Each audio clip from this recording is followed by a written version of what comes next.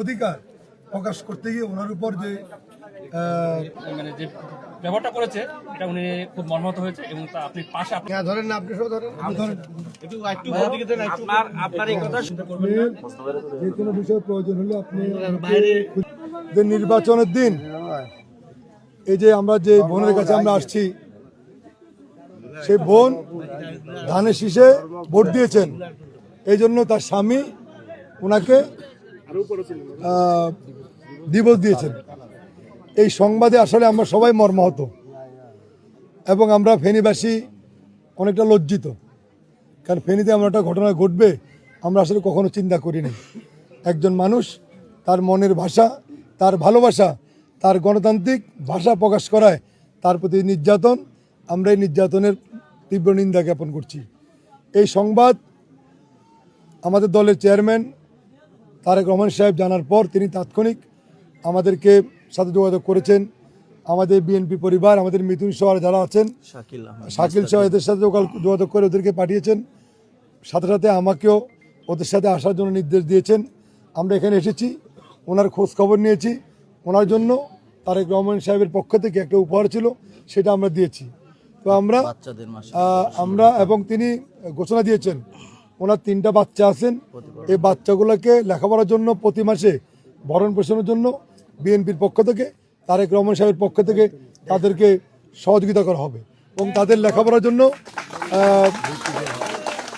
জন্য যে খরচ প্রয়োজন সেটাও উনি দলের পক্ষ থেকে, ওনার পক্ষ থেকে ব্যবস্থা করবেন এবং ওনার যে ঘর, এই ঘরটা নির্মাণের জন্য সাহায্য করবেন।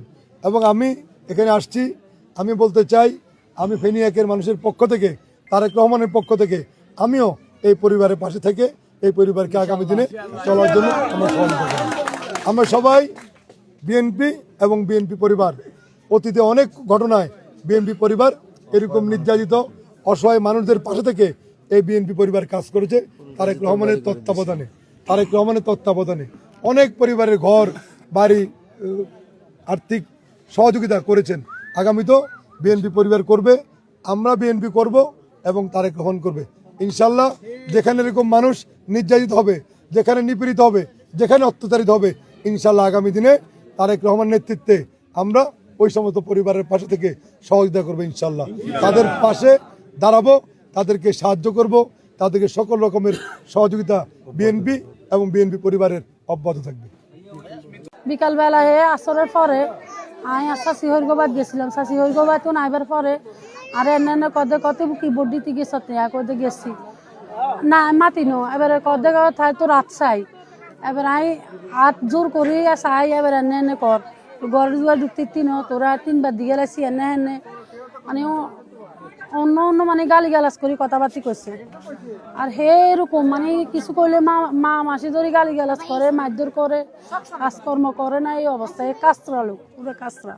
বাইরে আমার বোন নাই, মা নাই, কেউ নাই, যেটা সমাধা করে দিবে এটাই আমি চাই। আপনারা তো ঘটনাটা সম্পূর্ণ শুনলেন। আর আমরা যখন এই ঘটনাটা শুনেছি, মানে আমাদের ঘটনা শোনার আগেই বিএনপির চেয়ারম্যান উনি জেনেছেন, যার সাথে উনি আমাদের নির্দেশ দিয়েছেন যে মজনু ভাইয়ের সাথে কন্ট্যাক্ট করে এবং জেলা বিএনপির সাথে কন্ট্যাক্ট করে দ্রুত এখানে আসছে।